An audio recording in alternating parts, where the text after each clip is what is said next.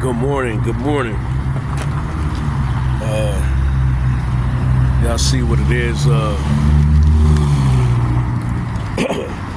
I was very disappointed by my show, Power, this morning, so I figured since I couldn't come up with anything positive to say, sometimes if you ain't got nothing nice to say, don't say nothing at all. So I said instead, I'll tell y'all what I thought of Transformers 1. It's weird because part of it is going to seem like I didn't like the movie. But you got to understand, I'm a man of a certain age. So I've been rocking out with Transformers since, like, when the first Jordans came out, that was like 85. I was like in 3rd grade back then. So I literally grew up with the Jordans. So by the time we get to the Air Jordan 25s, like, it stopped mattering to me. I like the Air Jordan 3s from 88, the 4s from 89, the 5s from 1990. Those are my 3 favorite ones. And after that, you know, they cool, but I just remember just being a kid and just being mesmerized by those shoes because they didn't look like anything else. And you could make a case. He-Man might have an edge over Transformers,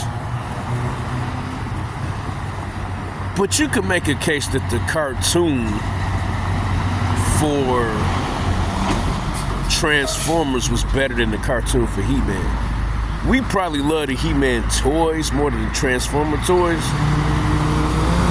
but if you combine the love of the toys along with the love of the show,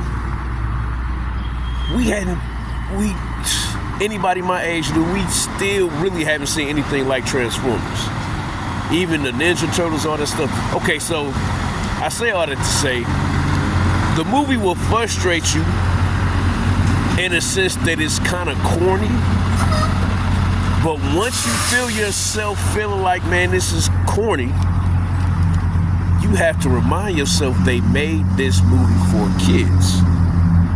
The problem is the story that they told, the origin story, the way that they explained everything and brought it together, what made way more sense and was way more practical than all these adult versions of the Transformers movies we've been getting.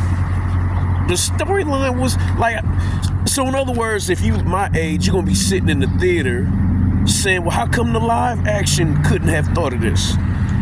And even when they're fighting, the stuff that Optimus Prime and Megatron can do, how come they couldn't make the fighting look like that for our adult movies? So you're gonna really like Chris Hemsworth, aka Thor, playing Optimus, and you're gonna love my boy Paperboy, Brian Tyree Henry, voicing Megatron. Seth Rogen, he's the same dude in every movie he does, even if he's doing a cartoon. But I think I don't know what kind of rating to give it. I'm just literally stuck in the middle because I enjoyed it, but then I got frustrated for how corny it was and had to remind myself it's not for you, 40-year-old. And then it just leaves a big what if. Why did it take so long for them to finally think of a good story and a good way to make the action look on screen, and it had to be animated? Y'all have a dope weekend. Movies, music, sports, and life.